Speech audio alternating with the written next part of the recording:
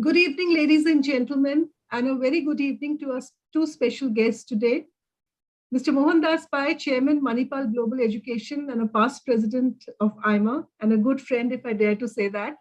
Professor Ravi Dhingra, Managing Trustee, Dr. K.S. Basu Memorial Foundation, and of course, our president, Mr. C.K. Ranganathan, Chairman and Managing Director, Kevin Care. A very good evening to all of you from AIMA, from me, and from CKR. It's a great pleasure to have you with us for this very special session dedicated to an amazing guru, management guru, and furthermore, an amazing human being, Dr. K.S. Basu. AIMA is proud to bring to you the first Dr. K.S. Basu Memorial Lecture on Managing in the Digital World, dedicated to the memory of Dr. Basu. Mohan, it is always a pleasure to have you with us. Your passion always brings an event to life. Many thanks for agreeing to deliver the first lecture, which we hope will be the first of many such lectures in the years to come.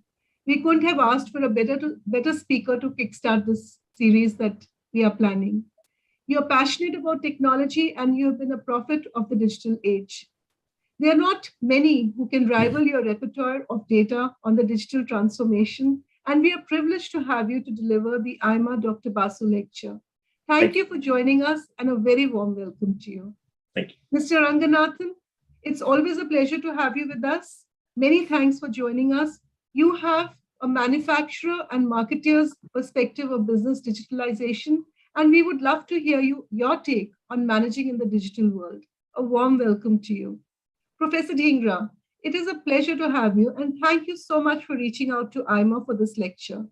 You are the managing trustee of the Dr. K.S. Basu Memorial Foundation, and you're looking after the legacy of Dr. Basu, who was a great manager and educator. You're an adjunct professor at the Jack Welch College of Business and Technology of Sacred Heart University of Connecticut, USA. You've also been an adjunct professor of marketing at Lubin School of Business at Pace University, New York, again in the United States. Thank you so much for joining us, and a very warm welcome to you to the AIMA family. Ladies and gentlemen, Dr. K.S. Basu was the president of AIMA between 1963 and 1966, and he was a pioneer of the Indian management development movement. He co-founded the Bombay Management Association in 1961 and was its president till 1965. He went on to lead the Association of Asian Management Organizations in the late 1960s. Dr. Basu was also a founding director of the Jamnalal Bajaj Institute of Management. AIMA is pleased and delighted to hold this lecture in Dr. Basu's memory. The topic of today's lecture is very timely. The pandemic has pulled the digital future closer, and everyone has been forced to learn the digital way of doing things. With limited physical access to places and people for long stretches, enterprises have learned to mix online and offline activities. Management education and training have moved mostly online, and mobile phones have substituted the classrooms. AIMA has gone completely digital, and for nearly 2 years now, AIMA has offered all its education, testing, and event activities online. It has been hard, but it has also been proof that it's doable. Even as the third wave of COVID winds down and the world prepares for getting on with business with or without the virus, digitalization will only increase. One must learn to manage in a digital world and also to manage digitally. It is a fundamental prerequisite of business leadership now. Today, we have an opportunity to learn about managing in the digital world from the best. With these words, it is now my pleasure to invite Professor Dhingra to share his thoughts. Over to you. Thank you, and good evening, everyone. The trustees of the Dr. K.S. Basu Memorial Trust are delighted to support and partner with AIMA on this year's Memorial Lecture. The Memorial Trust was formed to honor the memory and legacy of Dr. Kalyan Sundar Basu, a transformational figure and a leading Indian management thinker, educator, boardroom director, and institution builder in 20th century India. From a medical doctor practicing in pre-partition Punjab, he went on to become the personnel director and one of the first Indians to be appointed to the board of Hindustan Unilever. He was an institution builder, as Ms. Sethi said earlier. He was the founding director of the Jamnalal Bajaj Institute of Management in '66, co-founder of the Bombay Management Association and its second president of AIMA from '63 to '66, and also president of the National Institute of Personnel Management, the Bombay Productivity Council, as well as president of the Asian Association of Management Organizations.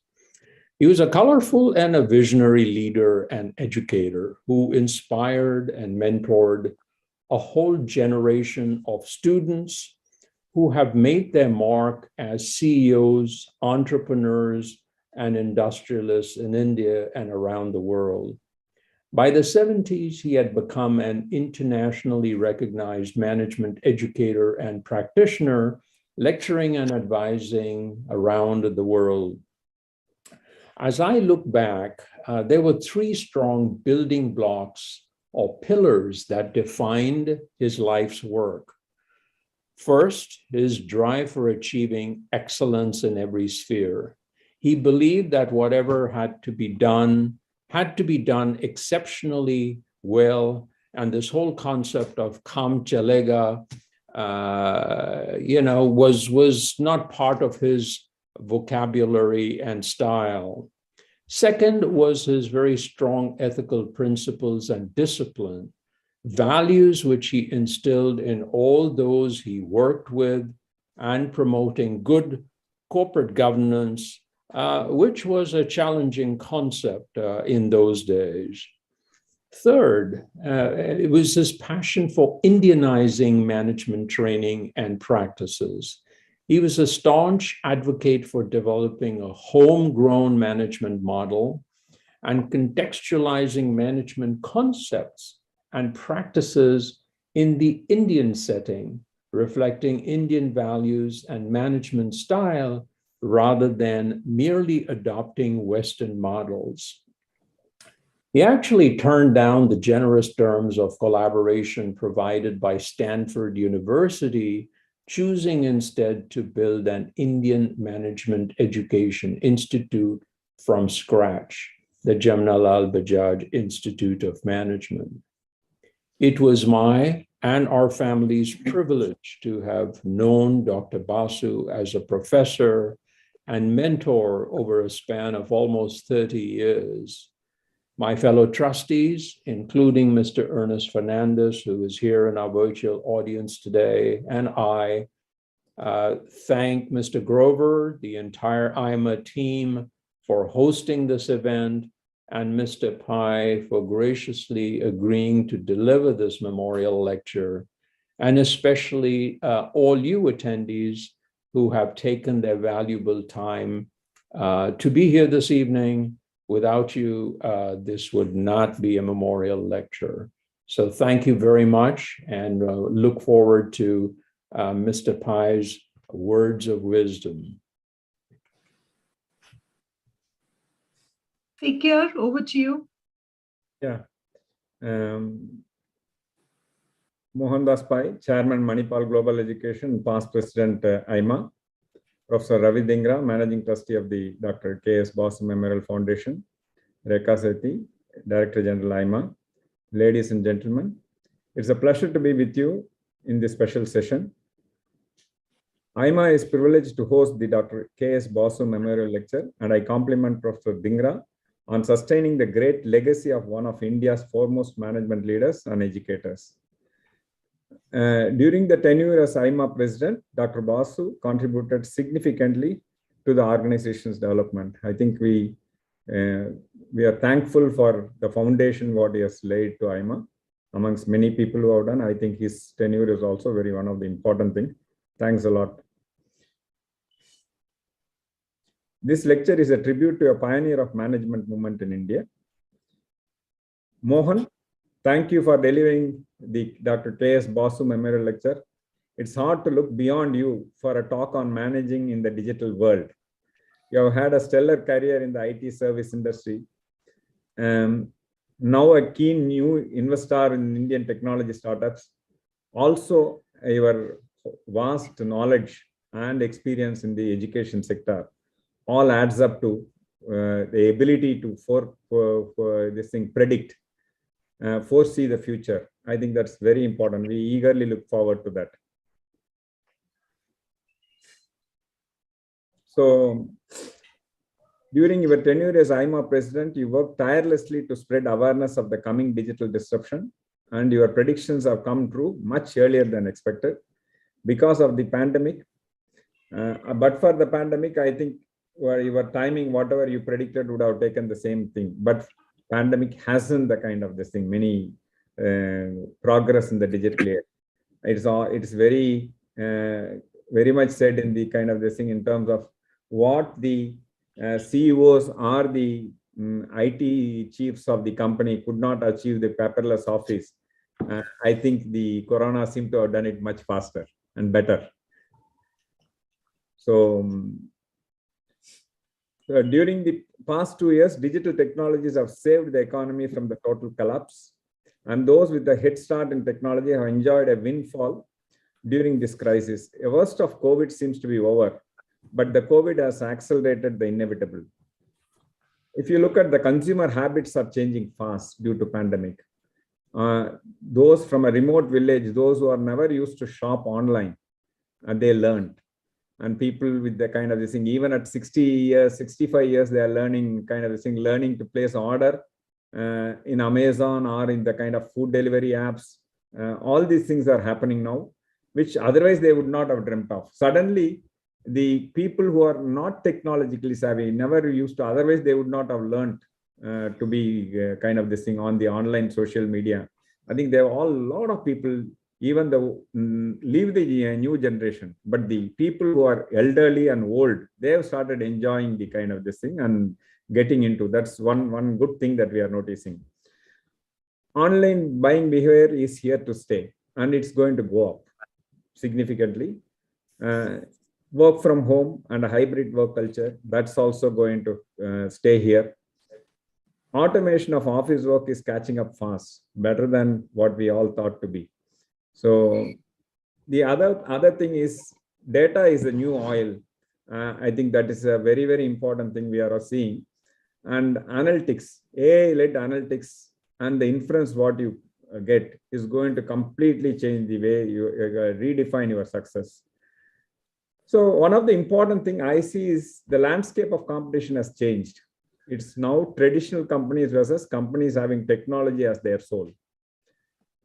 These tech companies eat data for their breakfast, lunch, and dinner, vis-a-vis the traditional companies who occasionally use technology as snacks. So I think the tech companies are buying offline companies, particularly the old economy companies, or the way, even if you look at Amazon, when it started as an online bookstore, there were offline stores were there across the world, chains of stores. All thought this, okay, this is one of the very small startup, but the way they managed, the way they gave consumer comfort and the advantage what the offline companies could not give. I think today you see Amazon as a leader. Now Amazon is venturing into offline as well. And this is not only Amazon, you see all the tech companies who are tech at heart, they end up buying the offline companies, not because of the two things we are seeing very clearly. The growth rate of the tech-led companies are phenomenally high, and also the valuation significantly higher. Similar kind of turf, similar kind of this thing. One company is completely online. Even if you take consumer products, one company is offline. The valuation is significantly different. So that is a world. That's a world gives a premium to online companies. The old rules doesn't work anymore, and it is important we learn the new rules of the game. So I see that it is a knowledge, strategy, and execution war. Need to reskill and upskill our people. This is very, very important. And if we don't do that, I think we'll become I'm sure you would have all read a book in the old days, maybe a couple of decades ago, Who Moved My Cheese? And that's happening to many companies. slowly and steadily, but the corona has accelerated. Suddenly you'll feel one day we are out of this thing. Automation, the kind of this thing that's happening, that will put the competition at a phenomenal cost advantage. And these things people would say, like earlier when China rose, I still remember a lot of Indian companies used to say, oh, Chinese, they don't know how to calculate. They are giving under discounting. It is literally impossible to work. It can happen 1 year, 2 years, but years, decades have passed, and they have risen as the world's manufacturing hub for the world. I think that's very important to note that they're exactly the same thing. I see that the advantage they bring in, the insights they bring in, that will make a big difference. These 10 companies, they read consumer mindset, psyche, not only consumer, employees, all the stakeholders. And through that, they make all the decisions. It's data, this thing. That's what I said. They eat data for breakfast, lunch, and dinner. And the way they analyze and come with inferences and the experimentations they do, number of experimentations they do, quick experimentation, that puts them at the leading edge. I think that's very, very important. We need to change. All I can say is, even at our company, there is an urgent thing that we are looking at how we kind of this thing become a technologically our soul is to be changed as a technological company. Not an easy from a traditional way which used to do, but it calls for a whole lot of change at our organization structure, the design, the way we do transact work, and the way we review. All these things need to change. I think we are consciously putting a lot of efforts. I think time will only tell how far we are able to race and swim in the new competitive era. Count your differences over your competitors. I think that's a very, very important thing. The wider the difference, you will have a sustained competitive edge and you will grow much, much better. I think that's one of the important MIS we look at. In how many areas we are beating competition and we have a significant edge. And similarly, in all the turf, I think it's a very, very important thing. So I can keep going on, but I think we are here to listen to Mohan. So we are privileged to have you deliver today's lecture, Mohan. I'm sure that all of us will learn something new about managing in the digital world. What I like in you is the ability to predict the future. And I think you are exceptionally good at it. So we look forward to kind of your predictions. I'm very eagerly looking forward to. I'm eagerly going to take the recorded session also, going to show it to my company, and I'm sure there will be a lot of learning. Like I think all the members in the kind of online would agree that we are all eagerly looking forward to your lecture, Mohan. Over to you. Thank you very much, CK. I'm very happy to be here. I want to thank the BK Basu, Dr. Basu Foundation for inviting me. And like Professor Dhingra said, Dr. Basu wanted to bring in an Indian management ethos, and I've tried my best by wearing an Indian dress instead of a Western suit in a hot climate to say that we need to Indianize management in the digital world. Now, why did we choose the topic managing in the digital world? Let me give you a bit of history. 250 years ago, India, China made up the largest part of the world economy. Then something happened which changed the world forever. And that was the invention of steam engine in Great Britain. It heralded the dawn of the machine era. It meant that machine could do the work of hundreds of people. Europe dominated because capital was there, inventions happened there. They had shipping, they had transportation. The Europeans in the next 100 years became the dominant global force. So the 19th century was a European century. The 20th century in the beginning was again an European come American century, and was dominated by them because they were the originators of the Industrial Revolution. And they built a supply chain to link consumers and producers all around the world, and they controlled the global supply chain. And they were global powers. And that is how the world was built. We still live in that part of the world, but it's changing very, very rapidly. And the supply chain was through transportation, shipping, pipelines, retail, wholesale, financial services, etc. And they were the masters, and that controlled the world.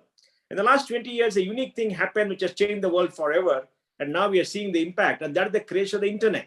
What is the internet? The internet is a platform which links people across the world asynchronously or synchronously in one single seamless way. Through the internet, you can interact with any person in any part of the world, which is linked instantaneously. Through the internet, you get access to information instantaneously. The accumulated knowledge of humankind is available for free on the internet. You can do business, you can get education, you can get entertainment, you can, converse, and you can get health services, anything you want. So geography has now become history, and the world has become one single platform. And this single platform is going to dominate, and national boundaries are no longer barriers for people to build global businesses unless you build a firewall like China has done to keep the barbarians out. So now that single thing has become very, very large. And during the time of the COVID pandemic, we saw when the world was shut down, how the world still operated, at least 50-60% of the world, and the world went on, and the world demonstrated how they could live despite being shut down and non-economic activities in public ceasing to happen, but goods, services, and other things were available to everybody. Money transfers could be made, banking could be done, etc., etc. Education could be given to children. Now, this is unbelievable, right? It happens seamlessly in India too.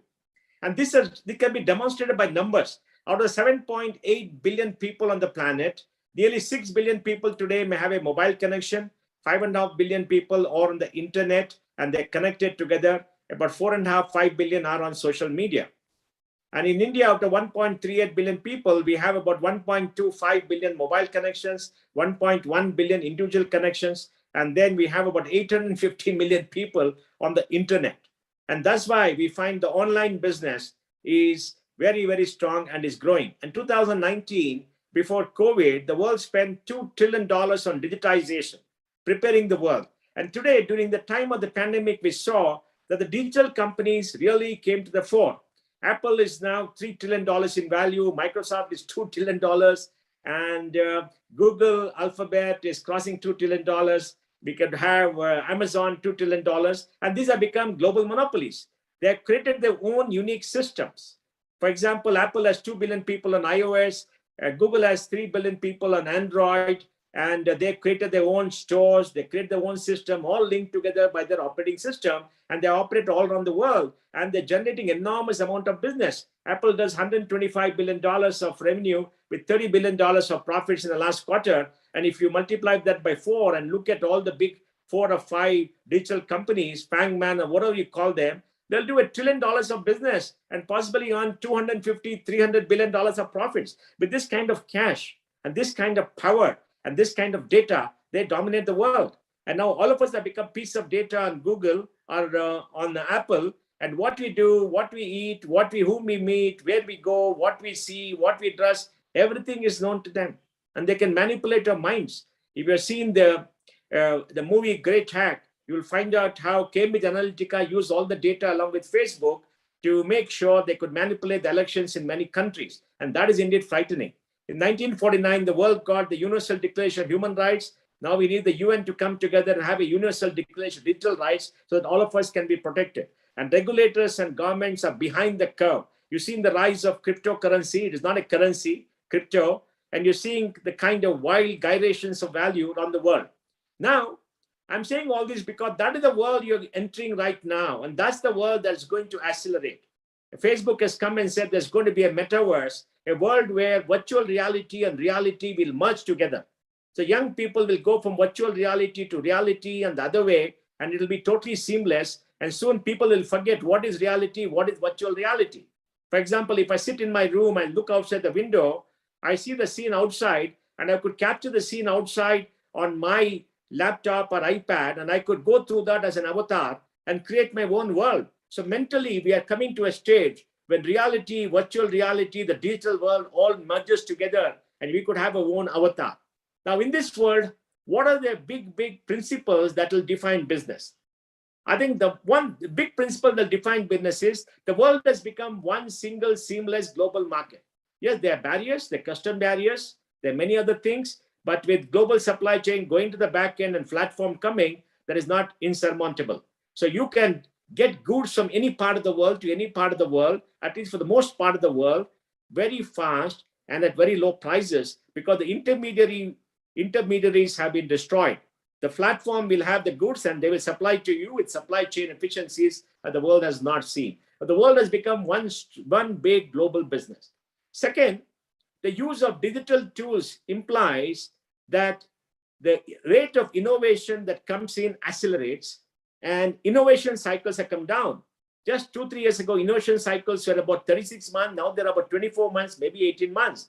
That means new product and services can come together in a short period of time and they can be disseminated.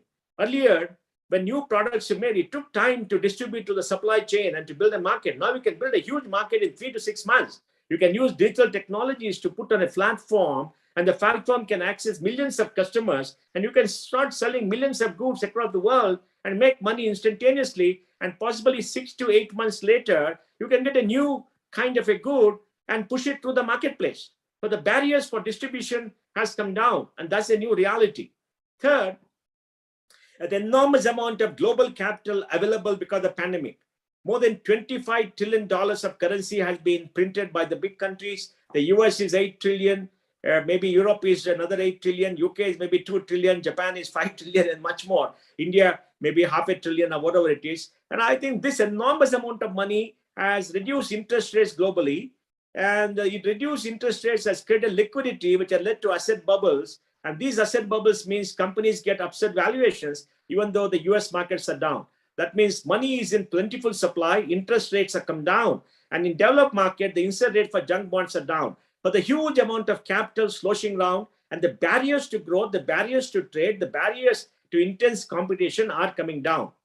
And the next important thing is that the entire business value is getting deconstructed.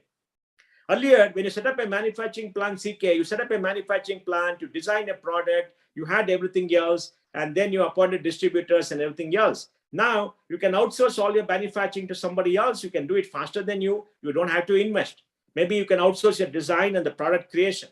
You can do the ideation, outsource the product creation. And then you can give it to somebody to manufacture. Then you can give it to somebody to distribute. You can outsource all your activities, maybe not your thinking and your strategy and your product design and the innovation. And this is borne out by Apple, which has built up a huge supply chain to sell millions and millions of devices globally through having manufacturing in various places. And these manufacturers have created manufacturing excellence to reduce the cost.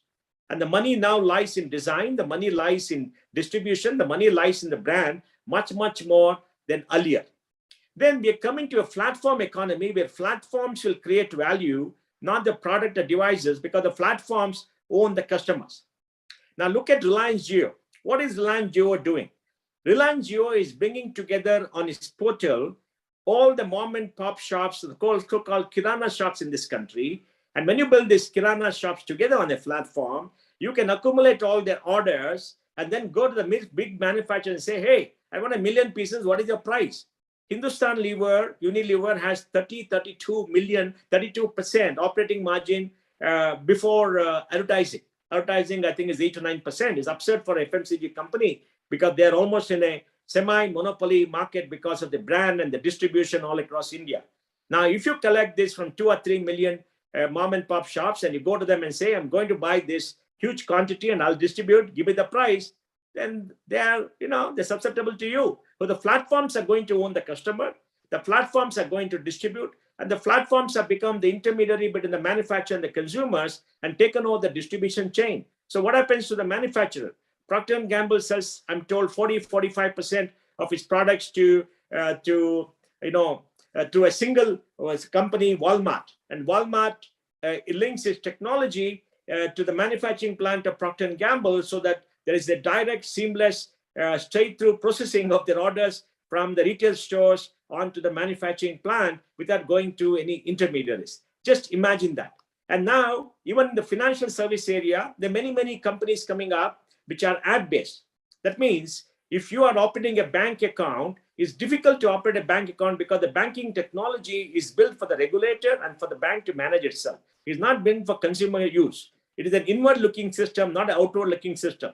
Now we have these fintechs who come and create a layer of apps. And once you create a layer of apps, the apps own the customer. You are a customer, you go to the app and you have 5 bank accounts and the app will allocate the bank accounts to you, tell you which is cheaper, which is better, give you all your balances. And then what will the app do? The app will get all your data. And if you want to borrow, The app will send your data to 5 different banks and ask them to bid for that account, and they will give you the cheapest kind of money. It's already happening in the GST lending to tracers in this country for MSMEs. And once you do that, those apps will own the customer. And because the banks will not know, the banks are not designed to hold the customer. And these apps have got very good technology because the apps are built from the view of the consumer.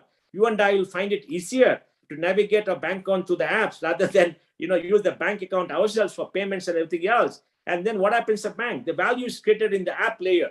Revolut and Cred in India are open and open banking in India. These are all coming in as specialists who own millions of customers, and they're growing in a big way. Zerodha has brought in innovation in broking into this country and demonstrated how to grow the business. Zerodha is a huge amount of profits and huge margins because they consolidated and reduced the cost of doing business and increase the ease of doing business. So you have this kind of thing. So what will banks become? Banks will become utilities. That means the bank will be utilities to hold your deposit, give your loans, but will not own the customer. And all transactions will go through these apps, and apps will get value. So platform economy is coming to the fore. Now, when all these changes are happening, how do we manage in the digital era? Now, that's the question we have to answer. Now, I feel managing in digital era requires us to re-strategize our business. We have to examine our business and find out in the value chain where exactly is the value.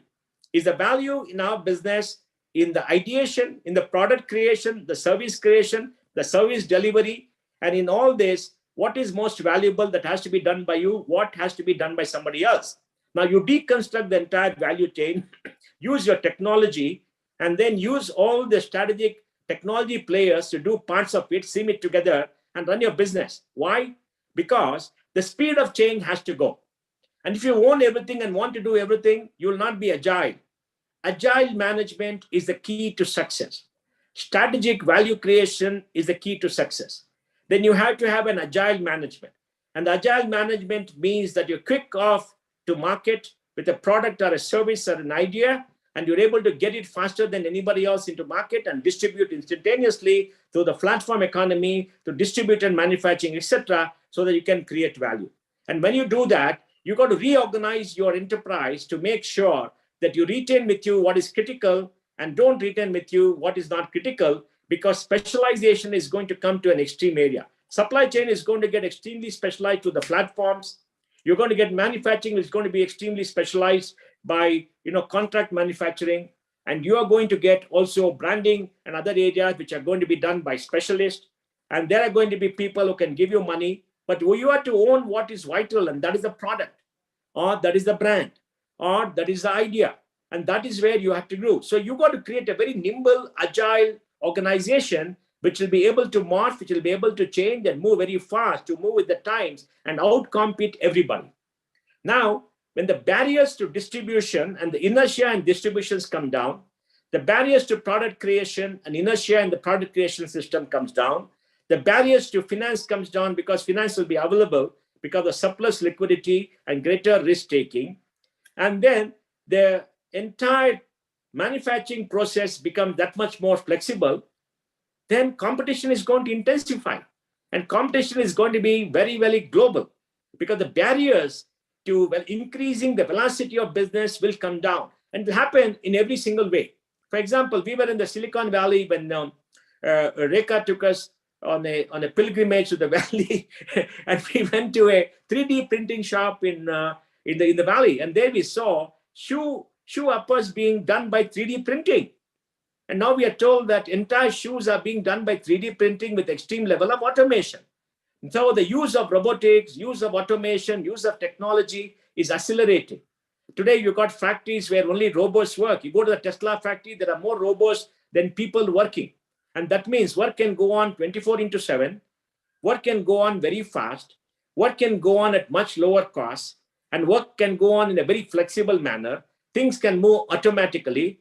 And that's going to change the way you make your product, you distribute your product. And that's what the market is saying. The market is saying Tesla is worth $1 trillion, even though they make, I think, maybe 1 million, 1.5 million vehicles a year, whereas Toyota and others make 9-10 million. And why is that? Toyota and others earn much more money than a Tesla, because Tesla is the harbinger of the electric vehicle revolution. The electric vehicle has revolutionized auto manufacturing. It's got only 20 moving parts engine, as against 2,000 moving parts in the IC engine. And then it's got a huge amount of chips and technologies. It gathers all the data. And while you're moving, the data can be changed and the parameters can be changed. So the fuel consumption can be changed. The speed can be changed by downloading software. And very soon we're going to come to autonomous cars, where the cars will move by themselves using LiDAR or radar or whatever technology is available. And that means that insurance costs will come down. You don't have to own a car. You're on an app, you can order a car, get into a car, go from place to place. Because we are told 10% of the United States real estate is parking. All the parking may become redundant because there'll be less cars there on the move. And then you'll find that cars can last up to 500,000 kilometers because electric engine wears out slowly. And then you got solar energy or alternate energy for fuel instead of gas pumps. So you can put a solar panel on your roof, take the power, put it into a battery pack in your house and plug the car in. The car gets the power. And in the night, the car can come back if it's got power in the battery and give power to your entire house. So you're off the grid. What happens to electricity grids? What happens to fuel, petrol and diesel? What happens to oil producing countries? Just imagine the disruption that will come in every single industry. And you name one industry, it is being disrupted in a significant way. New players are coming, new imagining happening, and that's being driven by startups. And startups are the cutting edge. Let me give you some data about India too, because most of you may not have data. India has 60,000 plus startups, 5 to 6,000 come up every year. Between 2014 till 2021 December, India got $112 billion of capital. Last year, we got $40 billion. India has got 83 unicorns till December, 43 in the last 1 year. And in January, we already got 5 unicorns. And February, we already got the first unicorn leave place today. In January, we got $4.5 billion. This year, we'll get $40 to $50 billion. And 1st January 2021 till 2025 December, we hope to get 200 unicorns. And we hope to get $200 billion. And we'll create $1 trillion of value. It is there in fintech, in medtech, edtech, everything else. Bajaj, the largest edtech company, has got 70 million subscribers, 6 million paying subscribers all around the world, and they reportedly worth $20-40 billion. Now, what happens to everybody who's worth many things over? You look at the profitability of Tata Steel, operating profit of 65,000 crores. There must be what, maybe $25-30 billion? Now, a tech company like Bajaj, which has got revenues of $1 billion, I don't know, they may be earning a little bit of profit, they're worth more than that. Why is the market regarding? And on top of that, there's going to be disruptive finance, which comes in and gives huge amounts of money to disruptors, take the value up, makes a lot of money, and then distribute the stock to insurance companies who want to earn 4 or 5% when they become bigger companies, and uses capital to disrupt industries and bring about change. Now, you have to rethink your management strategy. You have to rethink every facet of management. And managing in the digital world is going to be much, much more difficult than managing in the previous era, industrial revolution, supply chain driven world. And this world is going to innovate much faster. This world is much more global. The barriers to expansion are going to come down. The only thing that will be a competitive advantage is your ability to innovate, ideate, create new products, and create new services, etc. And for that, you need to reimagine your management structure. You need to reimagine your corporate structure and get in the brightest people. And the only differentiation between good companies, other companies, the quality of management and people. So high quality human capital is going to become that much more important. So I want to end here by saying that managing in the digital world is unlike managing in the earlier industrial revolution or physical world. Every industry is going to get disrupted. New models are coming. Management structures have to be reimagined. And management theory has to be reimagined in a very different way. Because most professional management schools look at existing companies, study them for 10 years and come out with the theories. But today, when you study something, come out with the theories as to what is successful, they're already been obsoleted. Because, obsolescence is going to be faster than ever. So change is going to be the new constant, faster and faster. And the entire world is going to become one single market, much more seamless, much more platformized. And we're going to be in a different, exciting world. Thank you very much.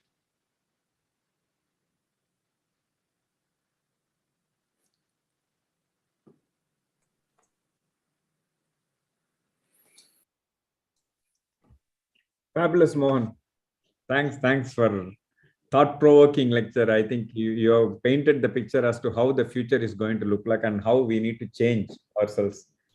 So all it goes to show, this thing very clearly indicates is that if the companies which are founded before the tech era need to be extremely careful, and the old this thing, every industry is going to be disrupted, and that's going to be the order of the day.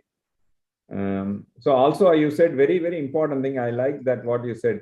Management structure is need to change. The way we do business, everything can be challenged because that's not the way you may be taking it for granted. There should be one general manager, there should be one like this, or the method, this job has to be done only this way. This is what we are used to. And all are going to get changed, not just because of automation. Automation is one piece, but even the way of doing things is going to significantly change. I think that's a very pertinent point. Would you like to throw some more light on that, Mohan, on the particular? Yes, I would like to throw some more light on that for a very important reason, because, you know, most of us become victims of processes. CK, look at all the innovative companies, the innovative product or service, they scale up, then they put in processes to help them scale up. Management theories come and tell them to create structures. Then you have something called, work-life balance and all the nice things, high compensation. You got something very nice called strategy. You got offsites, on-site communication channels. HR will come and tell you to have brown bag lunches and all the stuff. When you do all that, your business is gone. Because the core of your business is gone. So, size creates its own imbalances. Processes create their own imbalances. We all become victims of the tyranny of the process. So these big companies will never be innovative, because once you have innovation coming up, you have to take the risks. Then you have board committees for risk management. You have risk management. You have the heat map, all kind of stuff, which is required for scale. So if you have to grow a new company to high scale, you have to reimagine all that. Do away with most of it. Create structures which are agile. Create structure which can be disaggregated and aggregated. Find out where is the value. See where to have the capital and make sure the value is distributed. So you pull the plug. Let us say you want to manufacture 1 million goods and sell it tomorrow. And day after you find there is no demand. You got a contract manufacturer, pay him some compensation and is off. So you don't have that investment, right? You don't have the distribution. You don't have anything else. You only got a small set of people. So your management structure, your agility to respond is the key. And inside that, the key is your ideation, your imagination, your ability to create a product and go. And when you think of a product and design a product and go to a new designer, hire them, have the capital and get it designed somewhere and go on pumping into the marketplace and see what is happening. And then competition can come from anywhere in an instant. CK, when you bought the sachet, you disrupted the entire, nobody thought of a sachet, man. It's a simple idea. Why sell a 100 rupee tube when you can sell a 5 rupee sachet and you get it done, right? But if you had the platform to distribute today, you would have been 100 times bigger. You're still stuck with the platform and the distribution channels, which are very physical era. So today, you bring up new product ideas and you put it on the web and use the platforms at your own web page and distribute it, because the back end, everything comes together. You don't have to manufacture. You don't have to do many things. Your mind is free. You don't have to manage thousands of people, correct? When organization becomes large, senior management spends more time managing itself than managing the customer, because most of your time is managing your people and having meetings and all kind of stuff. So I'm making this point to say that creating agile, limited management structures with the right kind of people is going to be critical to them. And you should not be married to any product or service, but you must give the market what it wants, and you must innovate and do it in a manner where you're not stuck and you can change in a short period of time. That is, to me, the new management mantra. So the agility is going to be very important. Yes, agility is going to be very important. Product creation, product service creation is going to be very important. And having the right kind of people is going to be very important. Absolutely. Well said, Mohan. I have a few questions. Would you be able to answer kind of this? Yes, of course. So, a lot of questions are coming. I'm forwarding on your email since it's not going through chat. Or you can raise it up yourself, Rekha. Okay. You carry on, then I will take up the questions from the audience. Dr. KB Singh has asked, though app-based or tech companies may have huge valuation, but we have seen how suddenly it goes down, like .com bubble and crash of Facebook is an example to us. This has not happened with companies which are non-tech. So how do you explain it to investors for investment in it? Warren Buffett has resisted himself in investing in these kind of companies. So look, you have to understand one thing. There are multiple worlds operating at the same pace, same place, same time, and some layers are growing faster than others. Now there's a huge amount of disruptive capital. The capital is flowing into 5-10 companies. One of them will succeed. Look, what did Apple do to the music industry? It's gone, right? And Apple is $3 trillion. Did Berkshire Hathaway buy Apple? I think he bought Apple very late. He went and bought IBM, and the IBM has never made money after he bought them, right? So value is being created in various different areas, and you got to be there. Music industry destroyed by digitization, correct? And now the financial service industry, part of it is broking industry is getting destroyed because broking has become a commodity with very low thing, correct? Now the automotive industry, let me give you some data. The world makes 90 million four-wheelers a year. It's a $2 trillion value, $2 trillion revenue industry. Where is it going? Electric vehicles. They're still big players. Now imagine 5 years later, to 2030, how many auto companies will be surviving? Okay, I don't know. How many will be there in the trucking industry? How many will be there? What will happen to all these companies? Because most of them are not invested in electric vehicles, and the world is moving towards electric vehicles. Look at energy. Coal-based plants almost got no value. Even though we need coal, we may need coal for the next 30, 40 years because we can't have alternate energy. Alternate energy companies are getting value. The world has got 30% of power in Europe is alternate energy. 10% of India's energy is alternate energy. By 2030, the world will have maybe 15-20% alternate energy, 40 to 50% by 2030. So what happened to coal plants?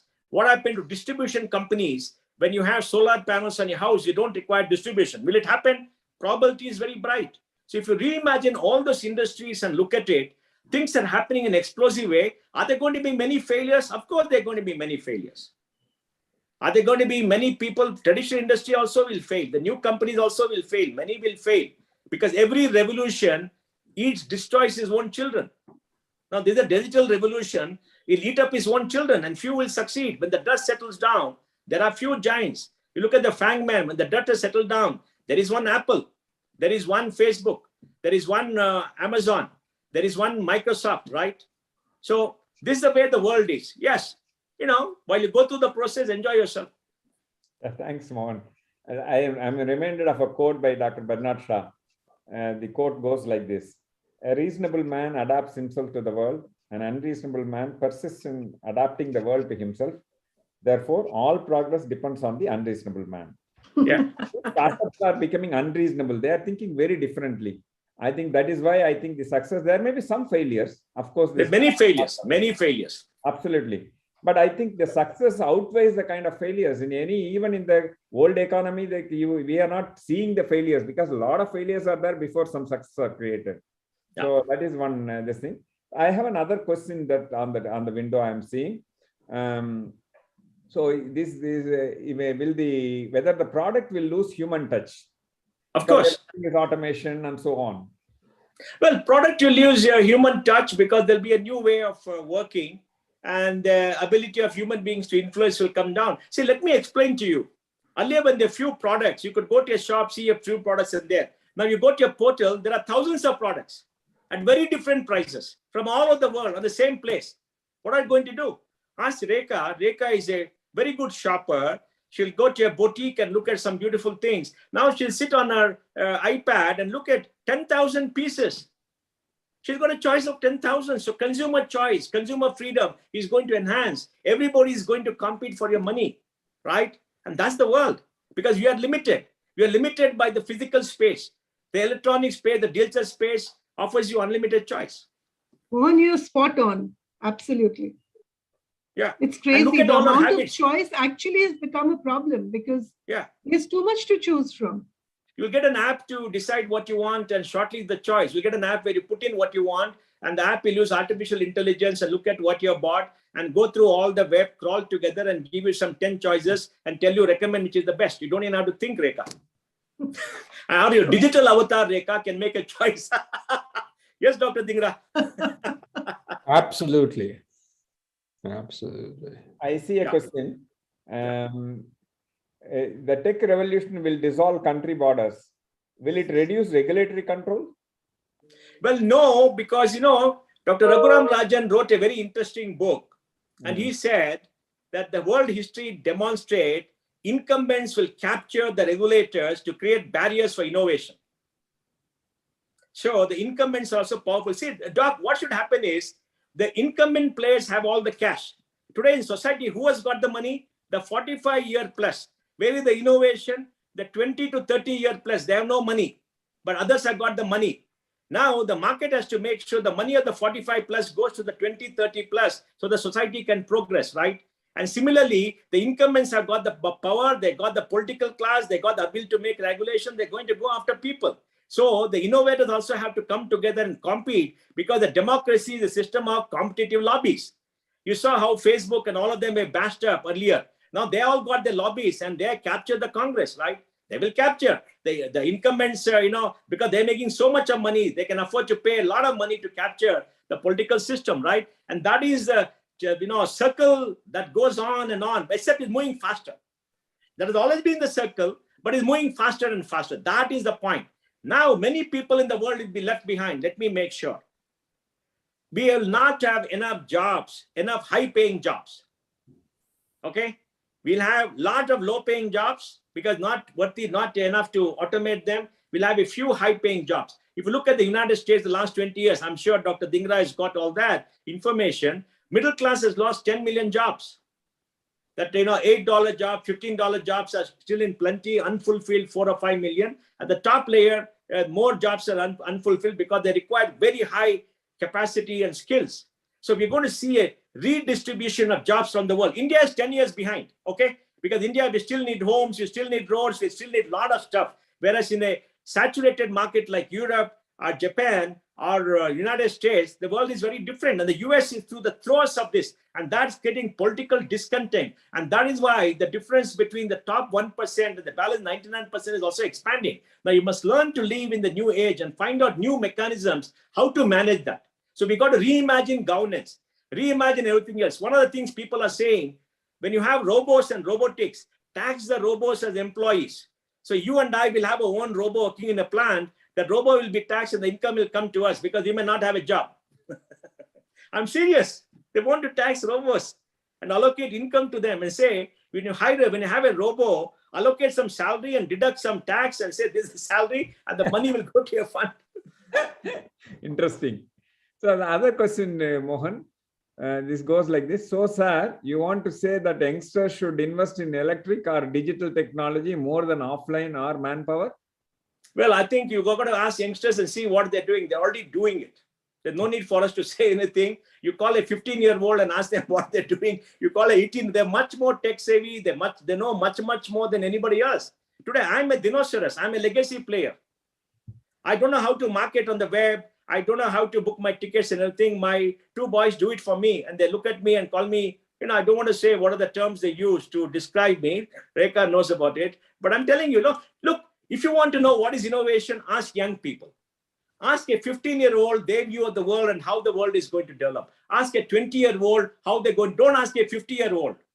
Because we are all born in a different era. Today, one generation is 10 years. Earlier, it was 20 years. And I'm not joking. Just go talk to some of these young people and ask them.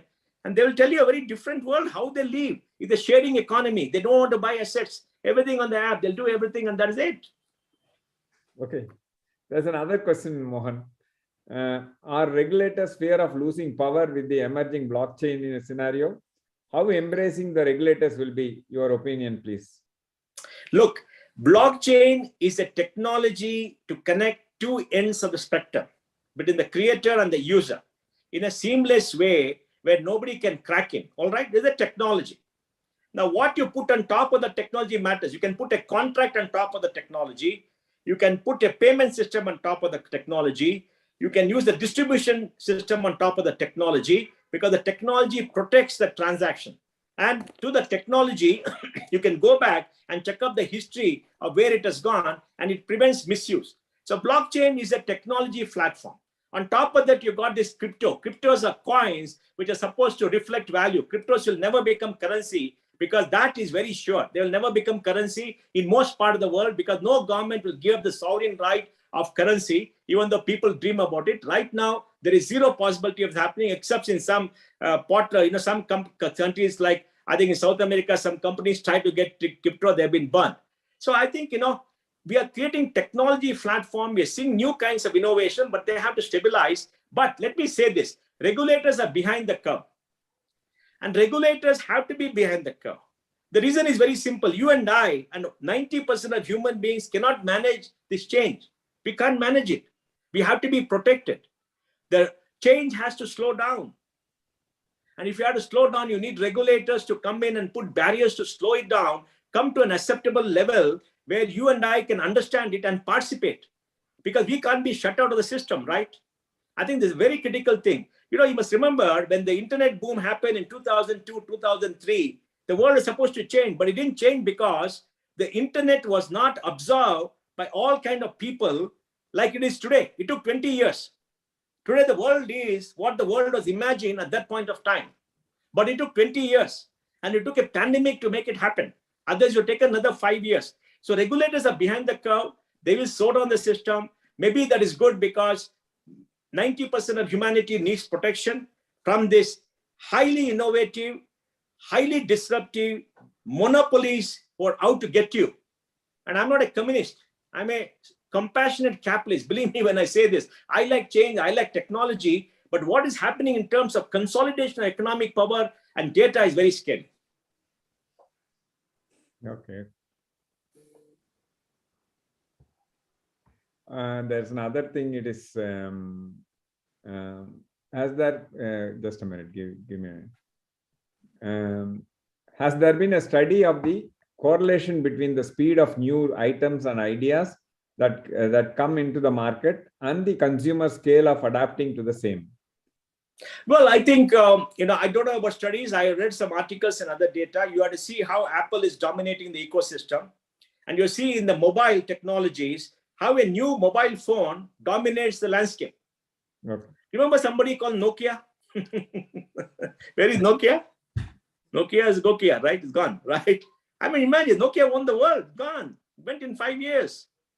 Absolutely. I mean, see, that's the speed of change, right? So I think we got to be very careful how things happen at the margin. You see, one thing you must understand, innovation is at the margin, change is the margin. It takes time to go to the base, correct? But how fast it goes from the margin to the top 20% is all matters. Because the top 20% consumer market, that makes all the difference to everybody. That's where the money is. The next 80% is all commodities and very less value in the overall food chain. Let me give you data about India. Out of 1.38 billion people, 1 billion people live on $1,000 a year. That is $1 trillion of GDP. The balance 380 million live on about $5,200. And that's about $2 trillion, right? $2 trillion in 380 million people, right? So we have $3 trillion in GDP, right? That's the consumption pattern. Now, all the cars and all the things are being bought by the 380 million, not by the 1 billion people. So you may say market is very good. CK, you know about the market may be very good, but purchasing power is there. 80-20 is there in all parts of the world. That's what we call in FMCG the two Indias. Yeah. The last question, Mohan, before I hand it over to Rekha. How AI is helpful in differentiating customers' loyalty with traditional branding or startups? What is AI? AI is an algorithm which finds a pattern. When you have enormous amount of data, you need a software algorithm to look at all the data and try to find out the underlying patterns, because human behavior is always in patterns. The human body, its performance is always in pattern. Blood flows in pattern. Thinking is in pattern. There's a pattern in everything. There's a pattern in nature. So AI finds the pattern, and from the pattern, that this set of customers who are segmented will behave in this kind of manner because this is what is done in the past with enormous amount of data you got. And using AI, you can do predictive analysis to say, if you bring a product with this particular characteristics and you sell it to these people, the consumer behavior can be this. Now, for human beings to simulate that and do that is very difficult because only some experts could do that. It's all mathematical. It's all based on algorithms. It's all based on formulae. And that could take care of 80-90% of the market. There'll still be diversity, still be something else beyond what you call normal sigma, right? This is all within the sigma, beyond normal sigma. And that's how AI is. So AI will be a force multiplier. And when AI is there, whatever is rule-based can be done by AI.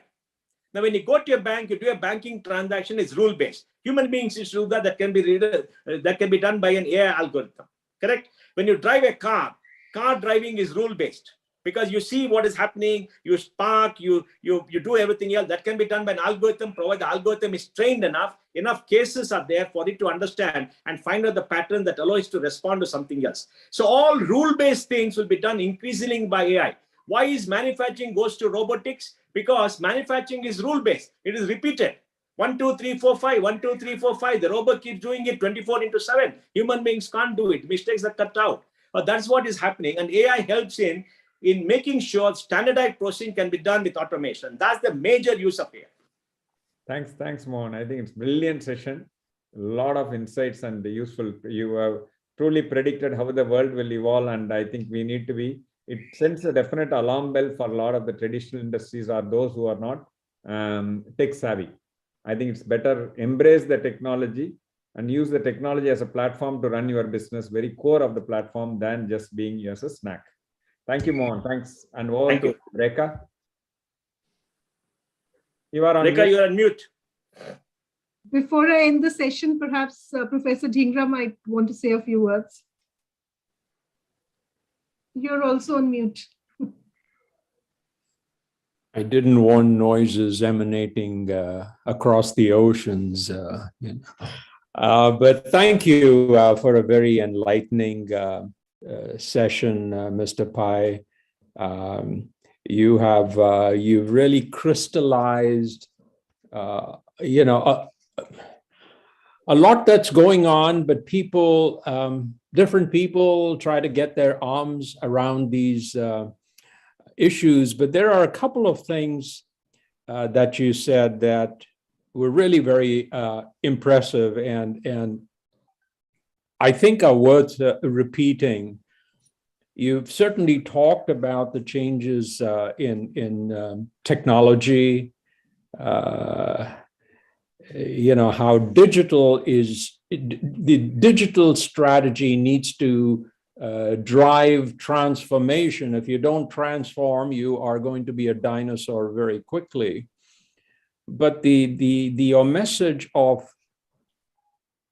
agility, where business today is really more like what we call in the United States, playing ice hockey rather than chess, which was, how strategy and business was compared to in the old industrial world. And as they say, you have to skate to where the puck is going. And if you don't have that agility, you need to always anticipate where that puck is going or where the ball is going to be. And I think that's really, really very critical.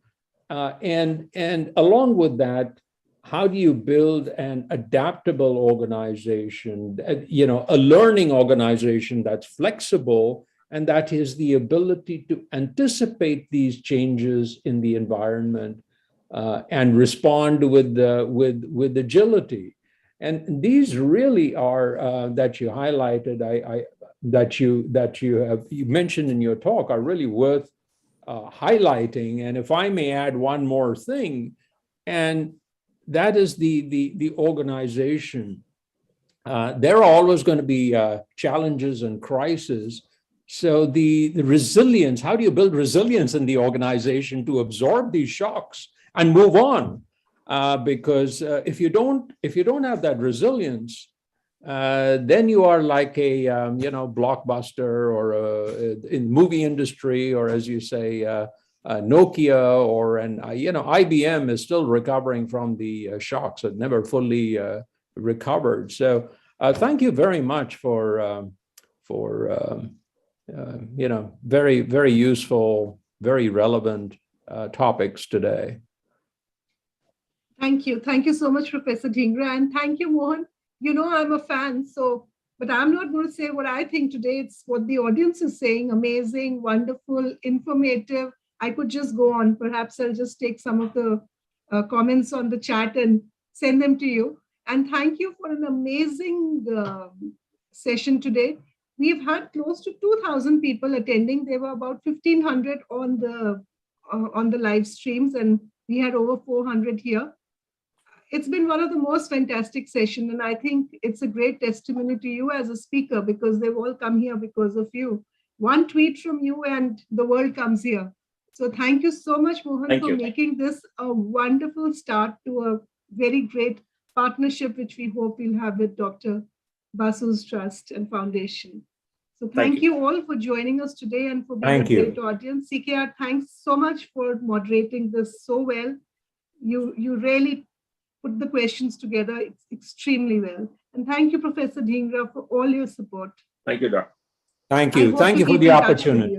It's been wonderful. Thank you. Thank you, folks. Thank you. Good evening, all, and good night. Bye. Thank you. Bye. Good night.